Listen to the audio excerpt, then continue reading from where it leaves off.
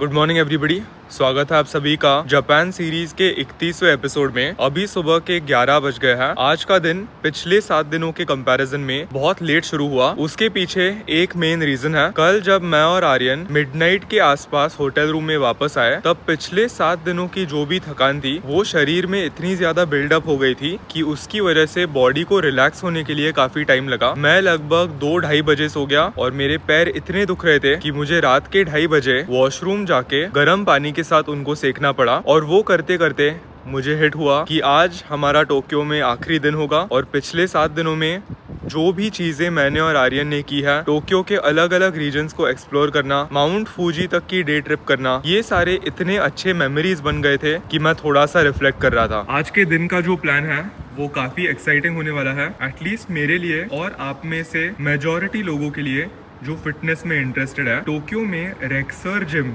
करके एक बहुत मशहूर जिम है, जहाँ पर बहुत सारे यूट्यूबर्स और बहुत सारे इंस्टाग्राम इन्फ्लुएंसर्स जाते हैं। ये जिम मशहूर एक मेन रीजन की वजह से है कि ये एक लग्जरी फिटनेस जिम है। यहाँ का इक्विपमेंट, यहाँ का लाइटिंग और यहाँ के ट्रेनर्स सब कुछ बहुत अच्छे हैं और बहुत फ्रेंडली है। एंड बेस्ट पार्ट यह है कि इस जिम में वीडियोस रिकॉर्ड करना अलाउड है। तो आज मैं आप सबको टोक्यो के सबसे लग्जरी जिम की एक टूर देने के साथ साथ वहाँ पर एक चेस्ट वर्कआउट लगाने वाला हूँ और देखने वाला हूँ कि इतने सारे सालों से मैं जिस जिम को इतना ज्यादा हाइप अप होते हुए देखते आ रहा हूँ वो एक्चुअली वर्थ इट है कि नहीं। मेरे कई फेवरेट यूट्यूबर्स हैं जो जब भी टोक्यो आया है उन्होंने इस जिम में जाके एक ट्रेनिंग सेशन लगाया है, तो काफी मजा आएगा। मैं नहा धो के रेडी हो गया हूँ, चलो आज का दिन शुरू करते हैं। तो यार ओरिजिनली अगर आज के दिन की बात की तो मैं और आर्यन एक डे ट्रिप करके कामाकुरा जाने वाले थे। कामाकुरा टोक्यो से लगभग 40 मिनट से 50 मिनट की दूरी पे है और कामाकुरा एक आइलैंड है। ये एक सी साइड टाउन है जहाँ पर हमें कई सारी चीजें करनी थी, पर मौसम खराब होने की वजह से हमें ये प्लान लास्ट मिनट कैंसिल करना पड़ा। मैं घर से स्विमिंग ट्रंक्स भी लेके आया था ताकि मैं और आर्यन कामाकुरा के जो बीचेस है वहाँ पे जाके थोड़ी बहुत स्विमिंग कर सकेंगे, थोड़ा बहुत सी साइड रिलैक्सेशन कर सकेंगे। और ये सब बहुत स्ट्रेटेजिकली प्लान था। आज टोक्यो में लास्ट डे होने की वजह से मैंने कैलकुलेट किया था कि शायद 7 दिनों की जो भी थकान है उसे दूर भगाने के लिए आखिरी दिन थोड़ा सा लेस हेक्टिक होना चाहिए और थोड़ा सा रिलैक्सिंग होना चाहिए। इसीलिए आखिरी दिन पे मैंने कामाकुरा प्लान किया था ताकि हम अच्छे से बीच साइड बैठ के थोड़ा सा आराम कर सकेंगे और कल के फ्लाइट के लिए तैयार हो सकेंगे। पर उठते उठते जब मैंने और आर्यन ने शीशे के बाहर देखा तो यहाँ पर काफी तेज बारिश हो रही थी। अभी बारिश उसके मुकाबले थोड़ी सी हल्की हो गई है। आप मेरे टी शर्ट पे देख ही सकते हो, काफी भीग गया है। और आज की जो बारिश है वो एप्पल वेदर के अनुसार रुकने बिल्कुल नहीं वाली। मैंने पहली बार टोक्यो में ऐसा दिन देखा है जहाँ पर सुबह के 8 बजे से लेके रात तक 100% चांस ऑफ रेन लिखा है। पास्ट में टोक्यो में जब भी दिन ऐसे शुरू हुआ है तो बारिश 4 या मे बी 5 घंटों के लिए गिरती है, पर दिन के सेकेंड हाफ में वो कम होती जाती है। तो लगता नहीं है कि आज बारिश कम होने वाली है। ठंडी भी काफी ज्यादा है और इशू यह है कि हमारे पास छाता सिर्फ एक है। तो चलते हैं होटल बिल्डिंग के अंदर, वहाँ नीचे जाके कन्वीनियंस स्टोर से एक छाता उठाते हैं। जापान के जो भी कन्वीनियंस स्टोर्स है ना, उनके बारे में मेरी फेवरेट चीज यही है कि कन्वीनियंस स्टोर्स के अंदर सब मिलता है। आपको डे टू डे लाइफ में जिन चीजों की जरूरत पड़ सकती है वो सारी चीजें यहाँ के कन्वीनियंस स्टोर्स में अवेलेबल होती है। और कन्वीनियंस स्टोर्स हर 100-200 मीटर की दूरी पे होने की वजह से किसी को कोई प्रॉब्लम्स आने के चांसेस हो ही नहीं सकते। अगर आपको रात को भूख लगती है तो वहाँ पर पैकेज्ड फूड से लेके फ्रेश फूड सब कुछ अवेलेबल होता है। अगर आपको डिटर्जेंट पाउडर चाहिए तो वो भी मिलता है। इस केस में बारिश होने की वजह से आपको छातों के अलग अलग वैरायटीज भी मिल सकते हैं। तो छोटे फोल्डिंग छातों से लेके बड़े अम्ब्रेलास तक यहाँ पर वो भी है। एंड फन फैक्ट, ये जो कन्वीनियंस स्टोर्स होते हैं ये क्लोथिंग आइटम्स भी स्टॉक अप करते हैं। तो basic T shirts, basic socks, ये सारे उनके अंदर होते हैं। मैं और आर्यन जिस होटल में रुके हैं उसी सेम होटल के अंदर 3 कन्वीनियंस स्टोर्स हैं, तो ये सब कुछ बहुत कन्वीनियंट बन जाता है। होटल है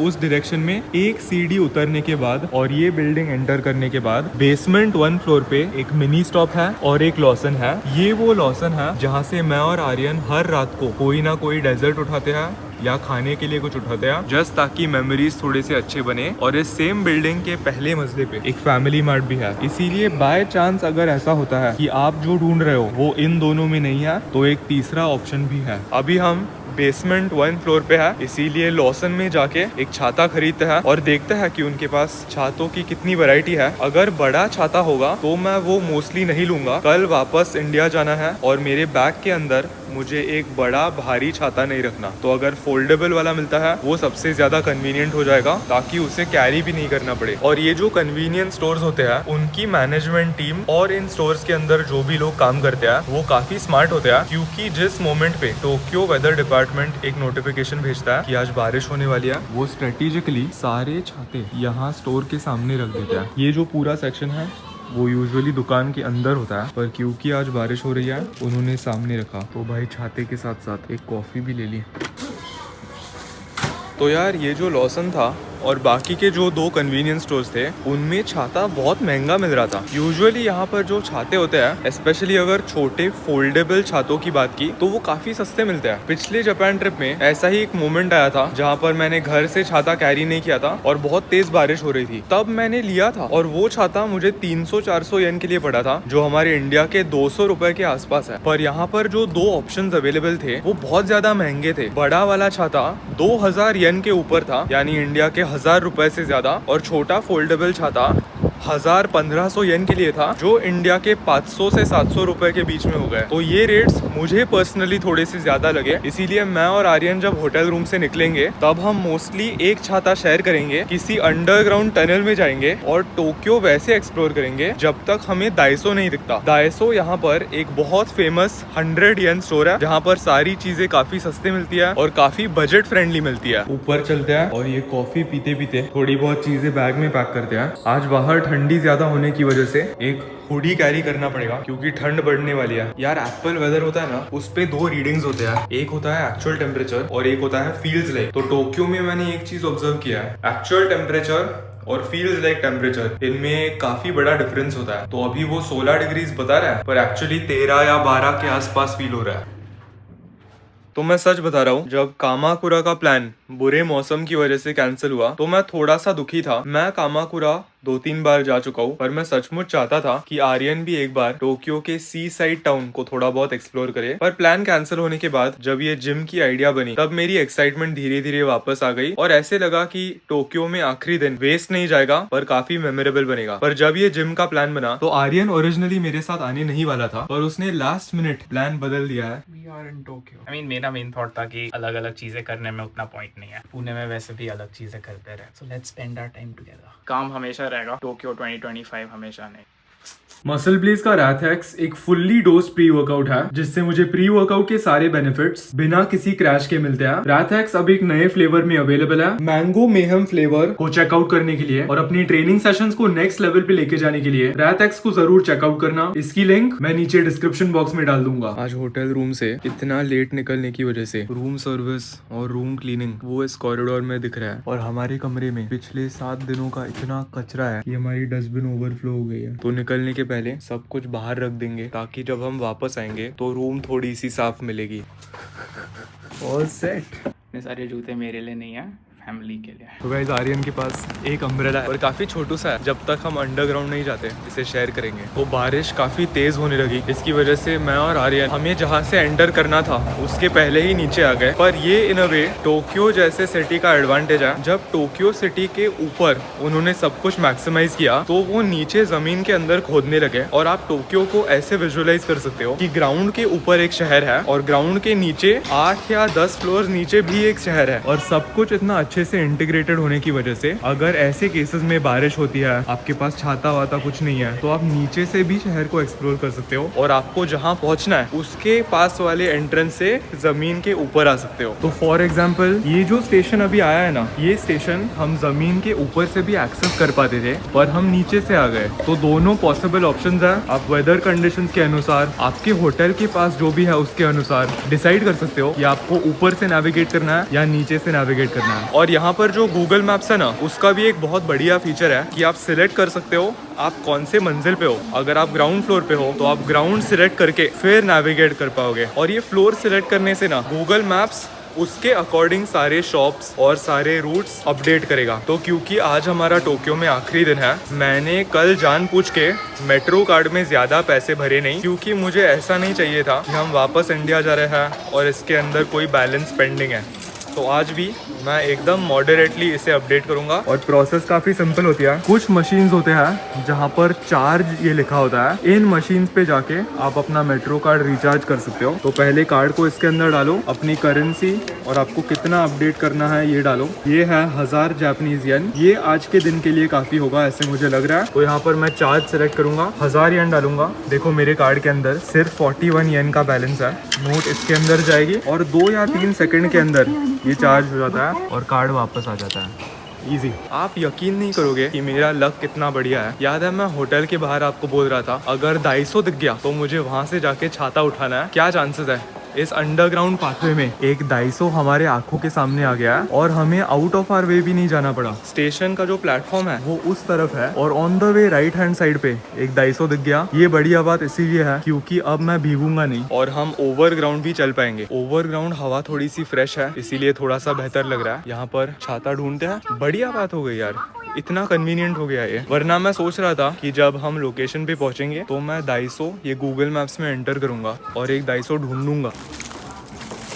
मिल गया 300 येन का छाता। एग्जैक्टली यही चाहिए था। ये मैंने हाथ में पकड़ तो लिया है पर मैं अभी भी इस दुकान में एक फोल्डेबल छाता ढूंढ रहा हूँ। वही यार ये थोड़ा सा बड़ा है, ये वापस लेके जाना थोड़ा सा पेनफुल होगा। वैसे एक और आइडिया हम कर सकते हैं। आज इसे इस्तेमाल करने के बाद मैं होटल का जो रिसेप्शन है वहाँ पे ये छाता दे सकता हूँ। ज्यादा महंगा भी नहीं है, 150 रुपए का छाता है। तो बाकी के जो टूरिस्ट है उनको भी मदद मिलेगी। ऑल्सो छाते के साथ साथ 250 ये जो दुकान है इसके अंदर आपको बहुत सारे रैंडम आइटम्स मिलेंगे। फॉर एग्जाम्पल आर्यन ने मुझे कल कहा था कि उसको एक कॉइन होल्डर चाहिए। तो ये कितने का मिला Aryan? I think around 100 yen, so 50 rupees. 50 रुपए के लिए एक कॉइन होल्डर मिला। ये कॉइन मैनेजमेंट के लिए कितना बढ़िया है। देखो करेंसी ऑफ कोर्स येन में है तो 5, 10, 50 ऐसे अलग अलग उन्होंने डिनोमिनेशंस लिखे हैं। कितना बढ़िया है। देखो मल्टीपल कॉइन्स भी इंसर्ट होते हैं। और जापान में वो हमेशा एग्जैक्ट चेंज देते हैं बिना कंप्लेन किए हुए। इसीलिए जब आप अपनी ट्रिप से वापस घर लौटते हो तो आपके बैग में एक ऐसा हिस्सा बन जाता है जहाँ पर 2-3 किलो के कॉइन्स भर जाते हैं। तो उन्हें मैनेज करना बहुत मुश्किल होता है। अभी मेरा जो वॉलेट है उसमें 2-3 हजार येन के नोट्स है और 50 अलग अलग सिक्के हैं। तो शायद ये मुझे भी खरीदना चाहिए, इससे थोड़ा ऑर्गेनाइजेशन में मदद मिलेगी। ओवरऑल वैल्यू वाइज इसमें ज़्यादा कॉइन्स तो रख नहीं सकता है, बट मेरे पास ज़्यादा कॉइन्स भी रहते नहीं है और मैंने आज अपना सुइका कार्ड भी कॉइन्स के साथ रिचार्ज किया। सो जो भी बचे कुचे कॉइन्स है उन्हें रखने के लिए काफ़ी यूज़फुल। अभी मैं अगर इन कॉइन्स को अपने बैग में डायरेक्टली डाल दूंगा, they do take lesser space, लेकिन इससे दे रिमेन नीट और जब चाहिए तब इजीली एक्सेस कर पाऊंगा मैं। और ये देखो ठीक है, पैकेट के ऊपर उन्होंने लिखा है आप 2830 येन तक टोटल कॉइन्स इसके अंदर स्टोर कर सकते हो, जो इंडिया के 1500 रुपए के आसपास है। तो अगर आप इसे मैक्स आउट करोगे और हर स्लॉट के अंदर जितने कॉइन्स जा सकते हैं उतने डालोगे तो आप इतना मनी सिर्फ कॉइन्स के थ्रू कैरी कर सकते हो। सबवे ट्रैवल के बेसिस पे देखा तो अराउंड 10 ट्रिप्स ये कवर कर लेगा आई थिंक। आज हम कितना डीप जाएंगे ये देखने में मैं क्यूरियस हूँ। ऑलरेडी हम 4 मंजिले नीचे आ चुके हैं। वहाँ ऐसे लग रहा है कि हमें और नीचे जाना है। गाइस प्रेडिक्शन सही था, हम एक नहीं 2 फ्लोर नीचे जा रहे हैं और हम आए वहाँ से। अभी खत्म नहीं हुआ है, एक और नीचे जाना है और फिर शायद प्लेटफॉर्म है। ट्रेन का आवाज़ मुझे आ रहा है। ये वाला 6 नंबर वाला प्लेटफॉर्म हमारा है। गाइस हम पहुँच गए हैं पर बारिश 10 गुना ज्यादा इंटेंस हो गई है। आवाज सही सुनाई दे रहा है और आजू बाजू में जो पेड़ है वो भी बहुत तेजी से हिल रहा है। 250 मिल गया, ये एक बहुत फॉर्चुनेट चीज है क्योंकि अगर ये छाता अभी नहीं होता तो प्रॉब्लम्स आ जाते। आर्यन का जो छाता है वो काफी छोटा सा है तो आई डोंट थिंक हम दोनों उस छाते में फिट हो जाते। वाओ कितनी बारिश हो रही है। देखो एक ट्रेनिंग सेशन के लिए मैं क्या क्या करता हूँ। देखो विंड्स इतने स्ट्रॉन्ग है कि मुझे डर लग रहा है ये छाता टूट सकता है। तो स्वागत है आप सभी का रेक्सर जिम।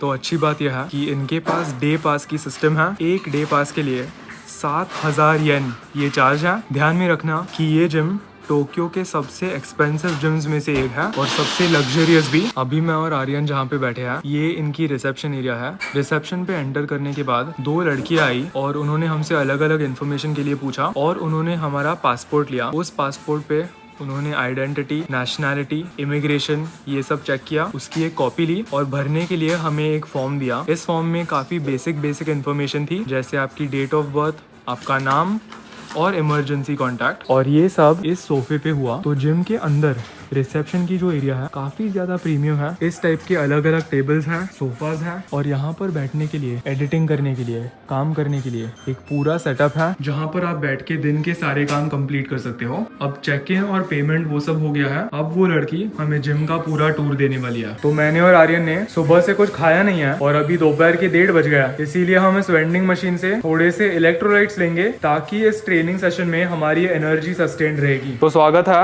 आप सभी का आज के चेस्ट एंड शोल्डर वर्कआउट में। इस जिम में मशीन्स की इतनी वैरायटी होने की वजह से मुझे सारे मशीन्स ट्राई आउट करने हैं, इसीलिए मैं मोस्टली चेस्ट के टोटल सेट्स जितने मैं घर पे लगाता हूँ उतने ही रखूंगा, पर हर एक्सरसाइज पे मैं एक सेट लगाऊंगा। इससे दो चीजें होंगी, मेरे जो यूजुअल वॉल्यूम के गोल्स होते हैं वो भी अचीव होंगे। फॉर एग्जाम्पल, अगर मैं घर पे चेस्ट के 6 हार्ड सेट्स लगाता हूँ और यहाँ पर मैं 6 अलग अलग एक्सरसाइजेस के थ्रू और हर एक्सरसाइज का एक सेट लगाने के थ्रू अपने चेस्ट को ट्रेन करूंगा, तो मेरा chest at the end of the day 6 hard working sets he perform कर रहा है। तो मशीन्स की अगर बात की, incline machine press, flat machine press और इस फ्लोर पे जो एक और मशीन चेस्ट प्रेस है, उन सब का एक एक सेट लगाने के बाद मैं नीचे वाले फ्लोर पे जाके उस फ्लोर के मशीन्स भी ट्राई आउट करूंगा। Good reps only.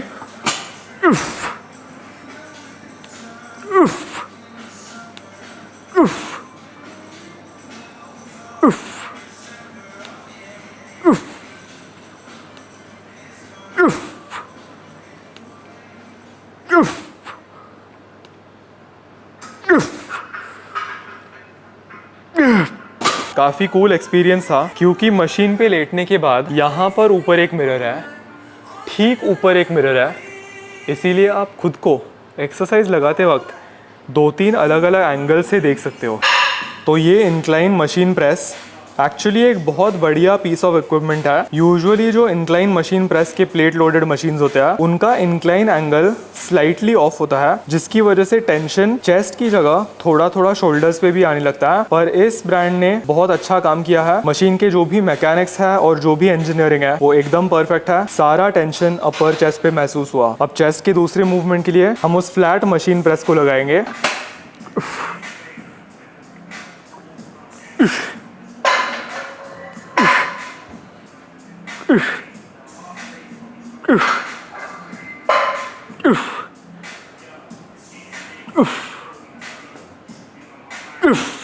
Not done yet.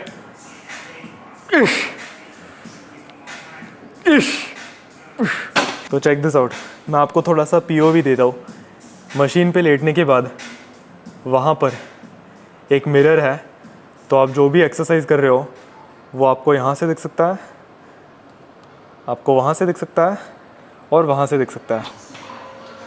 ये वर्कआउट सो फार मुझे बहुत ज़्यादा पसंद आ रहा है और ये मेरे लिए एक बहुत आइकॉनिक मेमोरी बन रही है। मेरे अंदर का जो एथलीट है उसको इस लग्जरी में ट्रेन करने की अपॉर्चुनिटी मिली है, इसकी वजह से बहुत ज़्यादा ग्रेटफुल लग रहा है। अगले मूवमेंट के लिए हम एक नया पीस ट्राई करने वाले हैं। ये एक आइसो फ्लैट मशीन प्रेस है। आइसो का मतलब सिंपली दोनों हैंडल्स और दोनों साइड्स इंडिपेंडेंटली काम करते हैं। यूजुअल मशीन प्रेसेस में लोड दोनों हैंडल्स एक साथ पुश करते हैं, पर इसमें आपको लेफ्ट और राइट दोनों से इंडिविजुअली फोर्स लगा के वेट को ऊपर के पॉइंट तक लाना पड़ता है।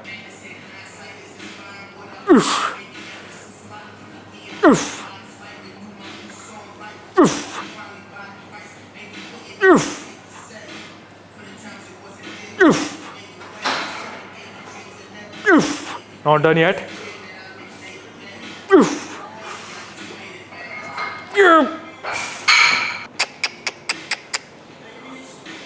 बढ़िया सेशन जा रहा है टोक्यो के आखिरी दिन पे। वाव, मैं और आर्यन वही बात कर रहे थे कि अगर हम यहाँ पे पहले दिन पे आते तो हम दोनों की लीननेस कितनी अच्छी होती।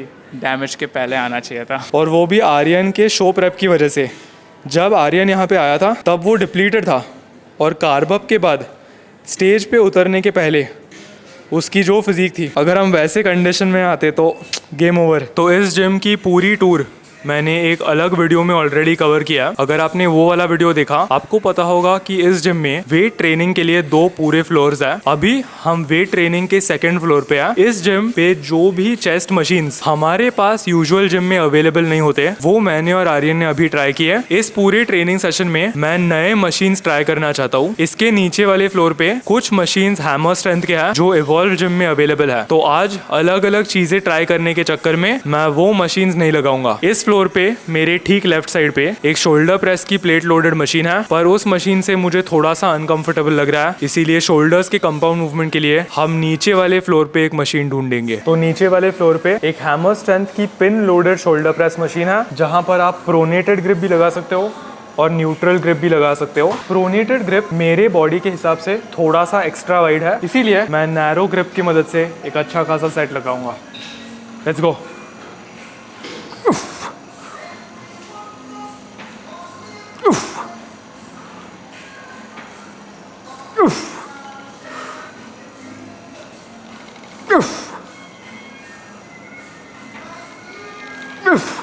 Not done yet.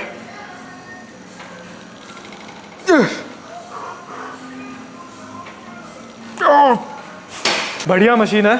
सारा लोड एग्जैक्टली यहाँ पे फ्रंट एज पे आता है। तो मुझे अपने यूट्यूबर वाले जॉब की वजह से दुनिया भर अलग अलग जिम्स में ट्रेन करने का मौका मिला है। मैंने इंडिया में मुंबई, दिल्ली से लेके गोवा तक जिम्स में ट्रेन किया है। इंटरनेशनली वियतनाम और थाईलैंड से लेके बाली में ट्रेन किया है। पर ये जिम अब तक पूरे दुनिया में मैं जो भी जिम्स में गया हूँ उनमें से मेरी फेवरेट है। यहाँ आने के पहले मैंने और आर्यन ने कोई खाना नहीं खाया था और हमारे एनर्जी लेवल्स थोड़े से लो थे, पर यहाँ आने के बाद आधा घंटा गुजर गया है और धीरे धीरे सारे मशीन्स ट्राई करने का मन कर रहा है। तो एटमॉस्फेयर, एनर्जी, वाइब से लेके मशीन्स तक this gym has to be one of my favourites.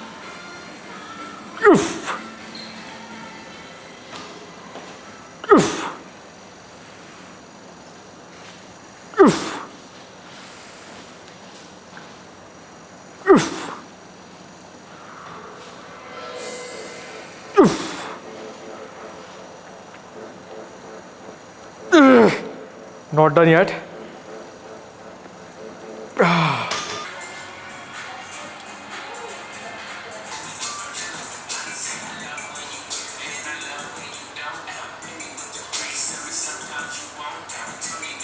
Yeah.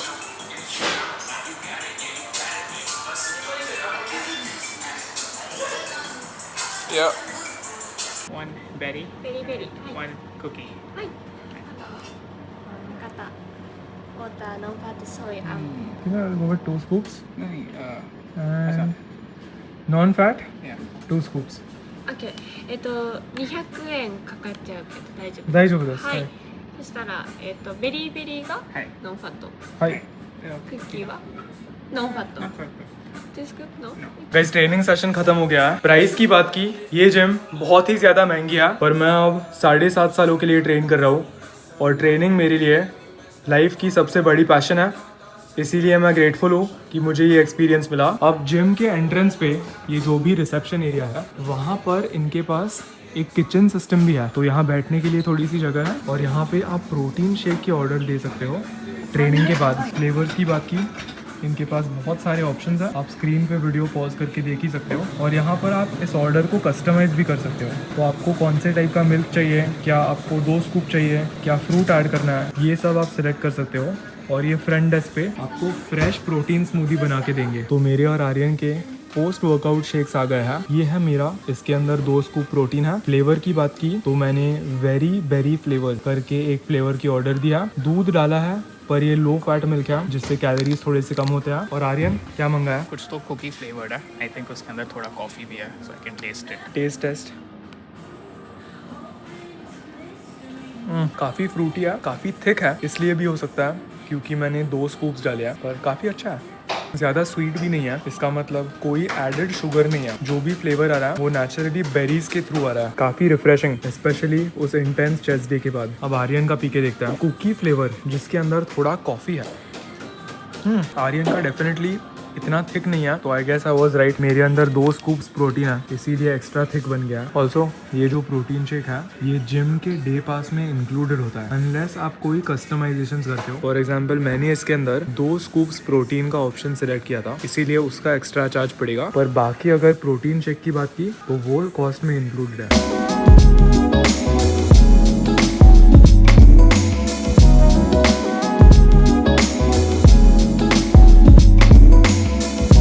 तो आखिरी रात बिताने के लिए मैं और आर्यन शिबुया आए, एक मेन रीजन की वजह से। 2 दिन पहले जब हम दोनों पोकेमॉन सेंटर आए थे तो हमें गारचॉम्प खरीदना था और मुझे अपने सिनो की टीम ऑफ 6 खरीदनी थी। उस दिन गारचॉम्प अवेलेबल नहीं था, पर हमने पोकेमॉन सेंटर पे जो काम करते हैं उनसे दोस्ती कर ली, उनसे बातें की और उनको कहा कि मैं अपनी टीम ऑफ 6 कंप्लीट करने की कोशिश कर रहा हूँ। फिर वो पीछे गए, उन्होंने इन्वेंट्री से, उनके स्टॉक में से हमारे लिए 2 गारचॉम्प निकाले। पर इशू ये था कि उस दिन दोनों, मैं और आर्यन, हमारे पासपोर्ट्स कैरी करना भूल गए थे। यहाँ पर जापान में अगर आप एक सर्टेन अमाउंट के ऊपर शॉपिंग करोगे तो आपको टैक्स फ्री मिल जाएगा, और इस केस में टैक्स फ्री का कॉस्ट काफी सिग्निफिकेंट था। हमें 10% I think 5 at the Pokemon Center. 5-10% के आसपास टैक्स रिटर्न्स मिल जाते। इसीलिए हमने डिसाइड किया था कि लास्ट डे पे हम वापस आएंगे। आज हम गए, सैटरडे नाइट पोकेमॉन सेंटर भरा हुआ है, गारचॉम्प आउट ऑफ स्टॉक है। तो मैं अगली बार जब आऊँगा गारचॉम्प उठाऊंगा। Charizard, मेरा पहला स्टार्टर पोकेमॉन। फायर रेड, क्योंकि ये आखिरी रात है, मुझे इचिरान रामेन 1 लास्ट टाइम खाना था, पर सैटरडे नाइट होने की वजह से और रात के 8:30 बजने की वजह से अभी वेटिंग 1 घंटा है और हमें पैकिंग करनी है, कल के फ्लाइट के लिए रेडी होना है। इसीलिए शायद इचिरान रामेन 1 लास्ट टाइम नहीं हो पाएगा। वैसे वो नंबर लेते हैं, इसीलिए अगर हमने क्यू में हमारा नाम दे दिया तो हमें शायद एक टोकन मिलता है और हम 1 घंटे के बाद वापस आ सकते हैं, पर थोड़ी सी देर हो जाएगी, इसीलिए अगली बार। सैटरडे नाइट शिबुया में भीड़ देखो। अभी हम शिबुया के डोंग किहोते में आ गए हैं। ये जगह सूवेनियर खरीदने के लिए बहुत बढ़िया है। आपने जापान के फेमस किटकैट कलेक्शन के बारे में सुना ही होगा, तो वो चीज़ें, जापान के फेस क्रीम, हेयर मास्क, यहाँ पर सब कुछ मिलता है। ये देखो, इनके पास किटकैट की इतनी वैरायटी है और अलग अलग लिमिटेड एडिशन फ्लेवर्स भी है। जैसे ये वाला मैं पहली बार देख रहा हूँ, ये माउंट फूजी का है, sweet potato flavoured KitKat. Sweet potato flavoured chocolate कैसे टेस्ट करेगा कोई आइडिया भी नहीं है। ये भी देखो, वासाबी फ्लेवर्ड किटकैट, ये नया है। कुछ लेमन फ्लेवर नया है। ऐसे यहाँ पर सब कुछ मिलता है, तो मैं घर के लिए ये लेने वाला हूँ। तो किटकैट का सेक्शन कितना बड़ा है उसकी आइडिया आने के लिए मैं आपको दिखाता हूँ। ये था साकुरा, यहाँ पर है पीच, वापस साकुरा। ये जो पूरी रो है ना, ये पूरी रो किटकैट से ही भरी है। अभी भी किटकैट ही चल रहा है। एप्पल फ्लेवर, माचा फ्लेवर, स्ट्रॉबेरी फ्लेवर, ऐसे फ्लेवर जो मैंने पहले कभी देखे भी नहीं है। सबके किटकैट फ्लेवर्स यहाँ पे है। बाप रे। तो अगर आपको सूवेनियर शॉपिंग करनी है ना, तो यहाँ बिल्कुल मत आना। ये जो स्टोर है डोंग किहोते, इसके all over Tokyo, all over Japan बहुत सारे ब्रांचेस है। मैं और आर्यन अभी जहाँ पे है ना, ये इनकी शिबुया ब्रांच है। और शिबुया ब्रांच कोई मामूली ब्रांच नहीं है। इस ब्रांच को मेगा डोंग किहोते कहते हैं और ये टोक्यो में सबसे बड़े डोंग किहोते में से एक है। और अगर आप बाय चांस यहाँ पे वीकेंड को आओगे ना, आपका दिमाग खराब हो जाएगा। मुझे एक आइटम चाहिए था, लड़कियों को यहाँ के हेयर मास्क बहुत पसंद होते हैं, इसीलिए मैं वो वापस घर पे लेके जा रहा था। उस एक हेयर मास्क को ढूंढने के लिए मुझे यहाँ पर 40 मिनट लग गया। मैंने स्टाफ को भी पूछा, एक तो लोग इतने ज्यादा होने की वजह से वो पर फ्लोर ज्यादा स्टाफ रख नहीं पाते। और फिर जब मैंने स्टाफ को पूछा, उन्होंने बोला भाई इसी फ्लोर पे है, हम अभी थोड़े से बिजी है, आप ही को ढूंढना पड़ेगा। तो दिमाग परेशान हो गया, मुझे चक्कर आने लगी वहाँ पे अंदर।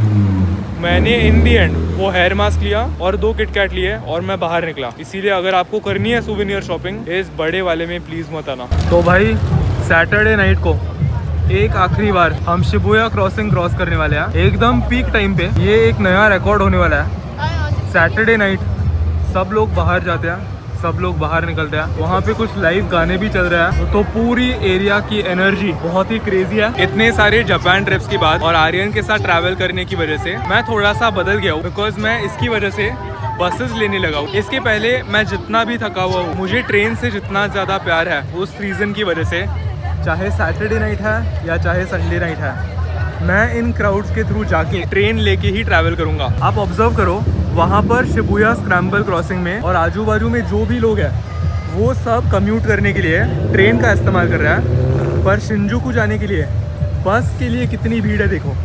हमारे सामने सिर्फ 6 लोग हैं और ये पूरी की पूरी बस खाली होने वाली है। तो आर्यन गया है एक वॉक पे, उसको अपने स्टेप्स कंप्लीट करने हैं। मैं थोड़ा सा जल्दी इसीलिए आ गया क्योंकि मुझे रूम थोड़ी बहुत साफ करनी है। ये आर्यन की सूटकेस है और ये वो चीज है जो वो कल अपने दोस्त के लिए लेके आया था। पर यहाँ पर जो भी सारी चीजें हैं वो सारी मेरी चीजें हैं, जो फर्स्ट ग्लांस पे बहुत ज्यादा मेसी दिखता है, पर मेरी बैग एक्चुअली एम्प्टी है। बैग के अंदर के जो भी सारी चीजें थी वो यहाँ बिखरी हुई पड़ी है। लैपटॉप बिखरा हुआ है, वहां पर मेरा वॉलेट और कुछ इंपॉर्टेंट चीजें हैं। इसीलिए आर्यन आने के पहले अगले 5 मिनट में ये रूम साफ होने वाली है। 3, 2, 1। Check in bag ready, laptop bag ready, passport ready, all set. बाकी जो भी पैकिंग है ये सब आर्यन की है। इसी के साथ आज का वीडियो और ये जापान सीरीज खत्म होती है। अगर आपको ये वीडियो पसंद आया एक लाइक छोड़ देना, दिल से पसंद आया तो किसी भी दोस्त के साथ शेयर करना। पिछले 8 दिनों में बहुत मजा आया एंड मोस्ट इम्पोर्टेंटली हमने बहुत सारे मेमोरीज बनाए। Good night and see you next time for part 2 2026।